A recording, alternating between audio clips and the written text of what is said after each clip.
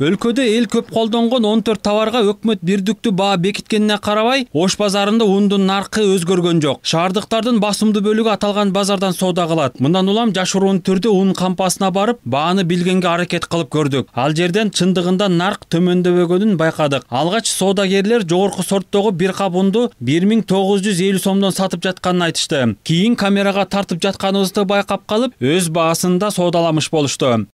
Неге? 25 килограмм канчадан дейсиз? 850 сом биринчи сорт, 950 сом экинчи сорт.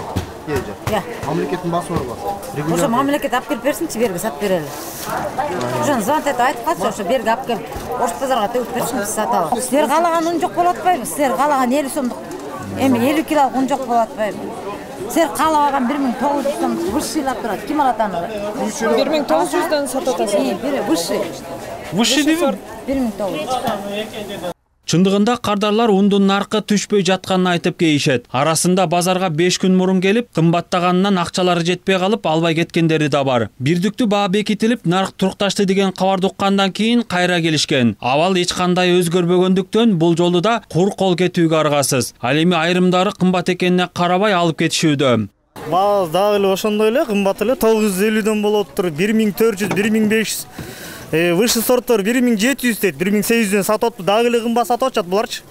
Буларга нези чара көрүшсө болмок, жакшы элечи. Мына азыр мен моуну деген 950 сомго алдым высший сорт.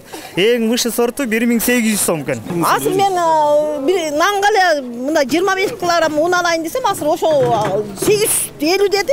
Ала албай кетип баратам мына азыр мен. Сатып жеш керек болуп калды, андан көрө бышырган эметкенде ошого эле чыгып кетип атпайбы. Бир сене койгон жок азыр. Разный болот.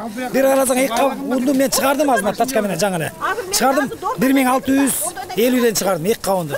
Анан бир жерде карап турсам, ал жерде кайрап 1500дөн сатып атат. Ушундай кылып сатып атат да, разный. Калаган сенаны коюп алганда булар ошондой коюп атат.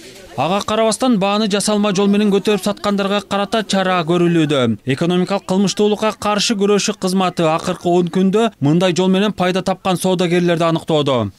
За последние несколько суток со стороны ГСБ в соответствии Азыркы убакта экономикалык кылмыштуулукка каршы күрөшүү кызматы тарабынан бүткүл республиканын базарларындагы жана соода түйүндөрдөгү монополдуу жогорку бааларына мониторинг жүргүзүүгө, аныктоого багытталган тийиштүү чаралар көрүлүп жатат. Ал эми бааларды негизсиз көтөрүүгө аракет кылгандарга карата катуу жаза чаралар көрүлөт. Муну менен бирге жарандарды чагым жараткан жана туура эмес маалыматтарга ишенбөөгө чакырабыз. Эгерде жарандар негизсиз бааны көтөргөн учурга күбө болуп калса, анда биздин кызматка кайрылышса болот.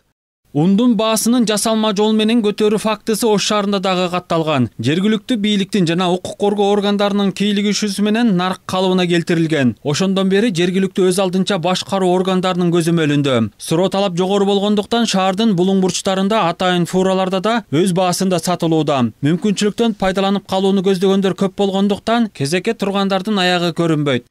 Дүйшөн Шаршембеков, Тилек Жуматаев, Нью ТВ.